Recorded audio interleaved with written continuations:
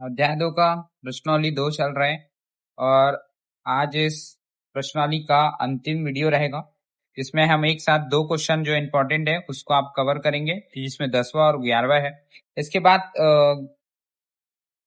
जो है 12, 13 और जो 14 है, ये क्वेश्चन जो है एग्जाम में नहीं आते हैं, है ना। तो इनकी तैयारी आप नहीं करेंगे और ये एक भी बार नहीं आया हुआ है और इस टाइप के क्वेश्चन जो है नहीं आते हैं, तो आप उनको छोड़ सकते हैं। क्वेश्चन नंबर है 12, 13 और 14, ठीक है ना। आप देख लीजिए उसको बुक में।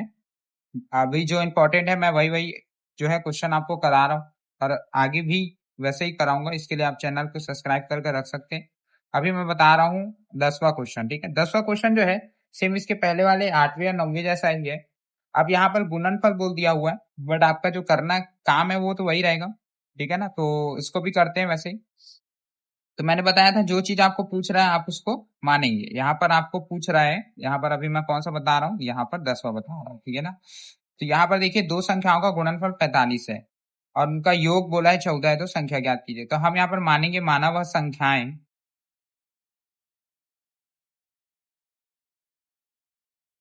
x तथा y है, ठीक है ना। x तथा y है। अब x तथा y है, उसके बाद आपको प्रश्न में बोला गया है कि उन दोनों का गुणनफल, क्या हम लिखेंगे प्रश्नानुसार दोनों संख्याओं का गुणनफल। गुणनफल मतलब x गुणा y हो जाएगा और x गुणा y बराबर कितना दिया है आपको, 45 कहा गया है, ठीक है। और दूसरा आपको उनका योग भी दिया हुआ है, तो हम यहाँ पर लिखते हैं तथा x प्लस वाई बराबर 14, ठीक है। ये हो जाएगा आपका नंबर समीकरण 2। अब यहां पर से तो कुछ किसी भी प्रकार से ये हल नहीं हो पाएगा, ठीक है ना। या तो इसका दूसरा तरीका एक और कर सकते हैं, यहां पर आप लगाइए प्रतिस्थापन। और प्रतिस्थापन ना समीकरण नंबर 2 में लगाइए, क्लियर है। अब यहाँ पर देखिए मैं यहाँ पर प्रतिस्थापन लगा के बता रहा हूँ आपको। प्रतिस्थापन से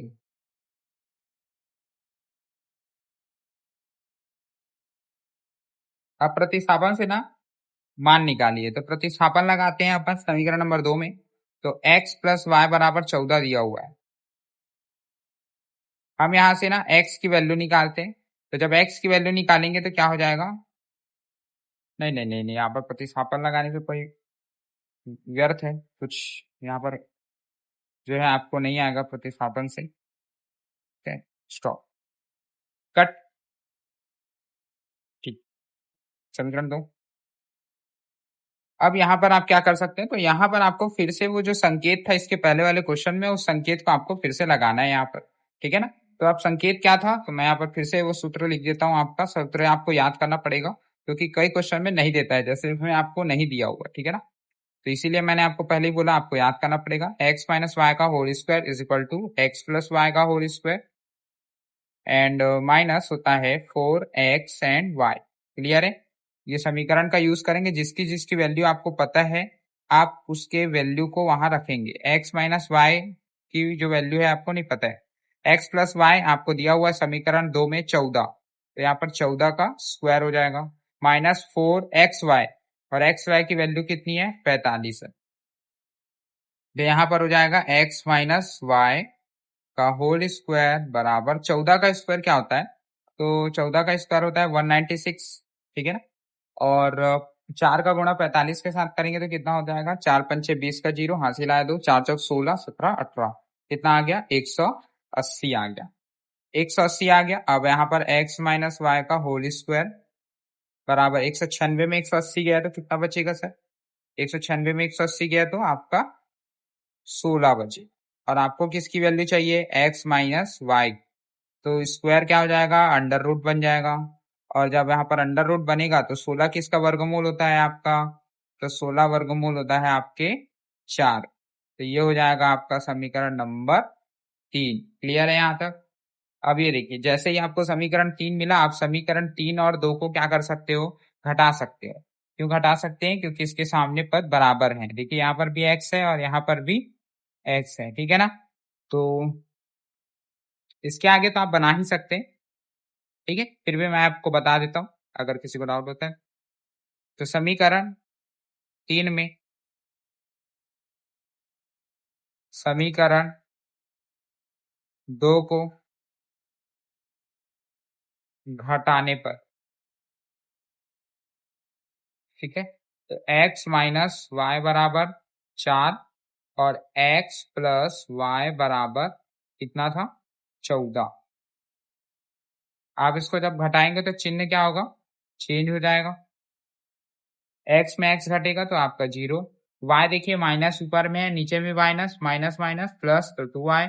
चिन्ह किसका लगेगा, माइनस का, बराबर 14 और 4, 4 प्लस में है और 14 माइनस में है। प्लस माइनस माइनस, 14 में 4 गया तो 10, बड़ी संख्या ऋण है तो ऋण, ऋण से ऋण क्या हो जाता है, कट जाता है। तो आपका y बराबर कितना आ जाएगा, 10/2, पक्षांतर होके नीचे, 2 एकम 2 और 2 पंचे 10। आपके y का मान आ गया, y बराबर 5। अब इस y के मान को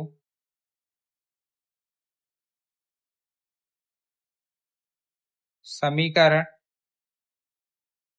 1 में रख देते हैं, 1 में ही रख देते हैं, चलो 1 में ही रखने पर, आप चाहे तो 2 3 में भी रख सकते हैं, मैं यहाँ पर अभी 1 में रख के बता रहा हूँ। आपका समीकरण 1 क्या था, x into y, x into y बराबर 45, ठीक है ना, x इंटू वाई बराबर 45, ठीक है। मैं इसमें इसलिए रख रहा हूँ ताकि आपको पता रहे कि आप इस तरह कैसे भी बना सकते हैं, x तो x, y का मान 45 बराबर 5, ठीक है, x इंटू वाई, वाई का मान 5 है और 45। आप 5 को जब पक्षांतर करेंगे तो गुणा का पक्षांतर यहाँ पर क्या होता है, भाग में होता है, तो 5 एकम 5 और 5 निया 45, तो x बराबर कितना आएगा सर, 9 आएगा, ठीक है ना। तो ये है आपका प्रश्न क्रमांक जो 10वां था, ठीक है ना। ये तो हम यहाँ पर लिखेंगे, अतः वह संख्याएं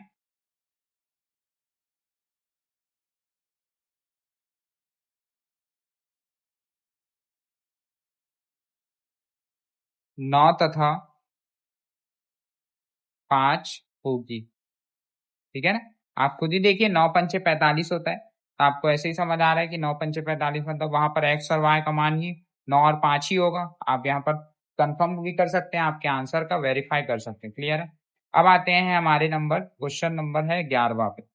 हमारा क्वेश्चन आपका 11वां बोल रहा है, जो सबसे इंपॉर्टेंट क्वेश्चन हो जाता है क्योंकि ये आयु से रिलेटेड है, ठीक है ना। 5 वर्ष पूर्व मेरी आयु मेरे पुत्र की आयु के तिगुनी थी और 10 वर्ष पश्चात मेरी आयु मेरे पुत्र की आयु के दोगुनी हो जाएगी, तो मेरे और मेरे पुत्र की वर्तमान आयु ज्ञात कीजिए, ठीक है ना। 1 मिनट में एक काम करता हूँ, ये क्वेश्चन को मैं पहले वहां पर शिफ्ट कर देता हूँ ताकि आपको ये अच्छे से समझ आएगा, ठीक है।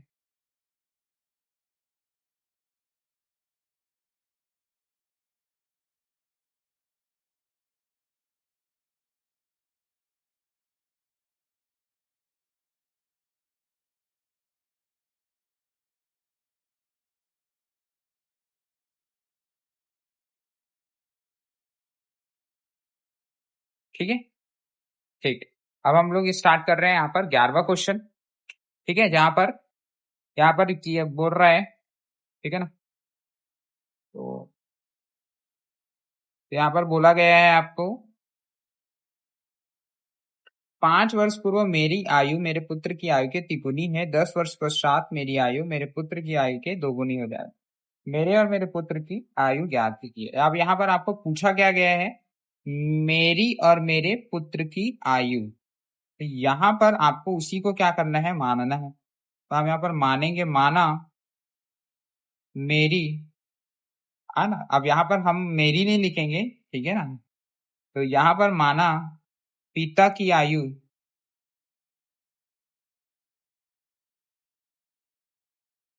x वर्ष तथा पुत्र की आयु y वर्ष, सॉरी, आयु y वर्ष होगी, ठीक है ना। यहाँ पर ना आप वर्तमान जोड़ लेंगे, ठीक है ना, माना पिता की यहाँ पर भी वर्तमान, क्योंकि आपको वर्तमान पूछा हुआ है, तो वर्तमान आयु x वर्ष और पुत्र की वर्तमान आयु y वर्ष होगी, क्लियर है ये पर। ठीक है, ये जोड़ लेंगे आप।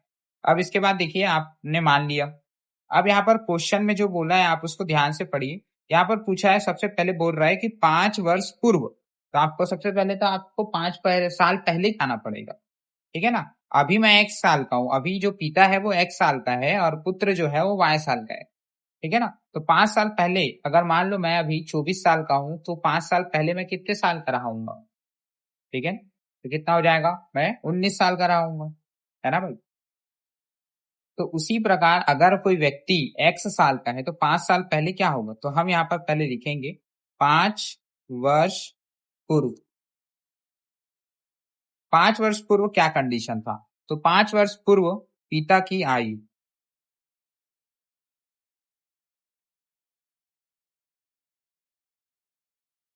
5 वर्ष पूर्व पिता की आयु क्या होगी? X-5 वर्ष।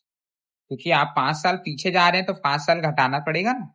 और पुत्र की आयु भी 5 साल पहले क्या होगी, तो 5 वर्ष पूर्व पुत्र की आयु कितना हो जाएगा सर? एक्स, सॉरी एक्स बोल रहा हूँ, वाई, Y-5 वर्ष। ठीक है, आपने 5 साल पहले बता दिया, लेकिन प्रश्न में बोला है कि 5 वर्ष पूर्व मेरे पुत्र की आयु की तिगुनी थी। मेरी आयु मेरे पुत्र की आयु के तिगुनी थी बोला जा रहा है। तो यहां पर जैसा बोला है वैसे ही आप इसको जमाएंगे। ठीक है ना। तो मैं यहां लिख देता हूं प्रश्नानुसार।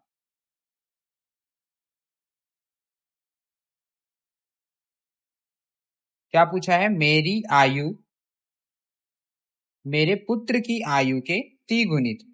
ठीक है, तो यहां पर लिखेंगे मेरी आयु। अब यहां पर हम मेरी तो नहीं लिखेंगे, पिता की आयु जो है वो पुत्र की आयु के, तो यहां पर लिखेंगे पुत्र की आयु के कितने गुनी थी? 3 गुनी। तो यहाँ पर कितने का गुणा करेंगे सर?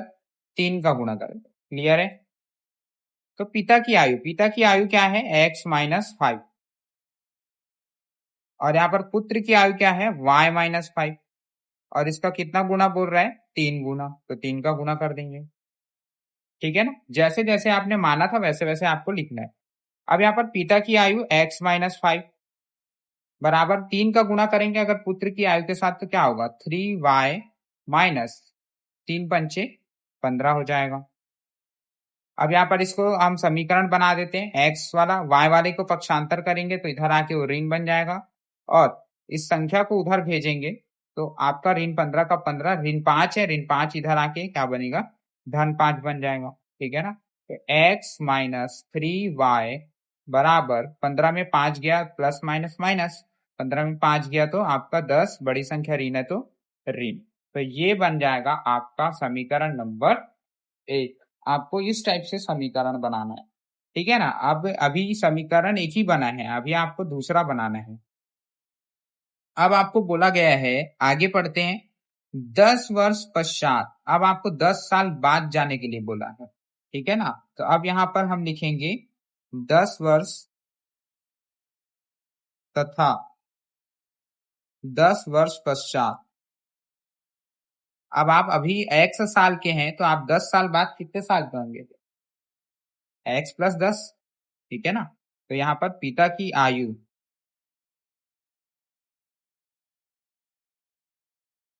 तो 10 वर्ष पश्चात पिता की आयु X+10, और पुत्र की आयु 10 वर्ष पश्चात क्या होगा? तो पुत्र की आयु Y+10। ठीक है भाई, दोनों अपने साल से 10 साल तो बढ़ेंगे ही। तो ये हो गया आपका। अब यहाँ पर आपको प्रश्न में बोला गया है कि 10 वर्ष पश्चात मेरी आयु मेरे पुत्र की आयु के 2 गुनी हो जाए। ठीक है ना। अब यहाँ पर 2 गुनी की बात हो रही है, तो हम फिर से प्रश्नानुसार लगाएंगे। ठीक है, तो यहाँ पर लिखेंगे पिता की आयु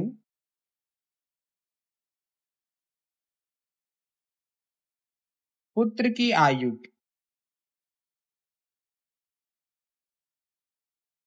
कितनी गुनी बोल रहे हैं? 2 गुनी। तो आप यहाँ पर 2 का क्या करेंगे? गुणा कर देंगे, ठीक है ना। यही बोले मेरी आयु मेरे पुत्र की आयु के 2 गुनी हो जाएगी। तो यहाँ पर हमने पुत्र की आयु के 2 गुनी कर दिया। आपने पिता पिता 10 साल बाद कितने साल का है? x प्लस 10 का, और पुत्र y प्लस 10 का, और गुणा क्या हो जाएगा? 2। अब यहाँ पर आप जब इसको हल करेंगे तो x प्लस 10 का x प्लस 10 बराबर 2 का गुणा करेंगे तो 2y, और 2 का गुणा 10 के साथ करेंगे तो क्या आएगा? आपका 20 आएगा। अगर मैं इसको जमा के लिखूं तो x का x, 2y इधर पक्षांतर हो जाएगा तो माइनस 2y, 20 का 20 रहेगा उधर, 10 उधर जाएगा तो 10 ऋण हो जाएगा। यहाँ पर हमारा x माइनस 2y बराबर 20 में 10 गया तो 10। यह आपका हो गया समीकरण नंबर 2। और जैसे ही आपको 2 समीकरण मिले, आपको क्या लगाना है? विलोपन लगाना। तो यहाँ पर लिखते हैं विलोपन विधि से क्या करते हैं? विलोपन में घटाते हैं। तो समीकरण नंबर 2 में समीकरण नंबर 1 को घटाने पर घटा देंगे x minus 2y is equal to 10, और आपका समीकरण 1 था x minus 3y is equal to minus 10। Clear है? आप इसको घटाएंगे तो चिन्ह क्या होता है? चेंज हो जाता है, ठीक है। Plus minus minus minus, minus का प्लस। तो यहाँ पर x में x गया तो 0, प्लस माइनस माइनस, 3y में 2y को घटाएंगे तो क्या बचेगा आपका? सर y, बड़ी संख्या प्लस है तो प्लस ही आएगा। और यहाँ पर देखिए दोनों प्लस हो गया, ऊपर का भी 10 प्लस में है, नीचे वाला भी 10 हो गया, तो 10 में 10 कितना हो जाएगा? 20 हो जाएगा। तो आपका y का मान कितना आ गया? 20। मतलब अभी पुत्र कितने साल का होगा? 20 साल का होगा। अगर आप पुत्र 20 साल का है तो इस y के मान को आप कोई भी समीकरण में रखिए, y के मान को समीकरण 1 में ही रखते हैं। समीकरण 1 में रखने पर आप चाहे तो 2, 3 में रख सकते हैं, सब में समान आएगा, ठीक है ना, कोई अलग आंसर नहीं आता है। तो समीकरण 1 है x माइनस 3y बराबर माइनस 10। तो यहाँ पर लिखते हैं x minus 3y is equal to minus 10। आप यहाँ पर y का मान रखिए सर 20, तो 3, y का मान है 20, तो हम यहाँ पर गुना 20 कर देंगे। आप जब इसको हल करेंगे तो क्या होगा सर? 20 या 60 हो जाएगा, और इधर माइनस 10 है। आपको x की वैल्यू चाहिए तो x उधर जाके पक्षांतर हो जाएगा तो प्लस 60 बन जाएगा। प्लस माइनस माइनस, 60 में 10 गया आपका 50, मतलब वहां पर पिता कितने साल का है? 50 साल का है। तो हम यहाँ पर अतः करके लिखेंगे, अतः पिता की वर्तमान आयु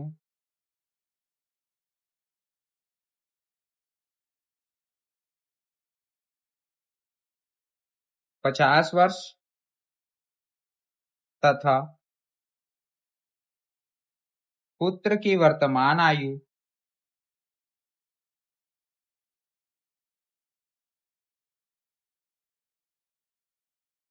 कितना आया है? 20 वर्ष होगी। ओके सर, ठीक है। तो ये हमारा जो है चैप्टर 2 का एक्सरसाइज नंबर 2 जो है आपका समाप्त हो गया है।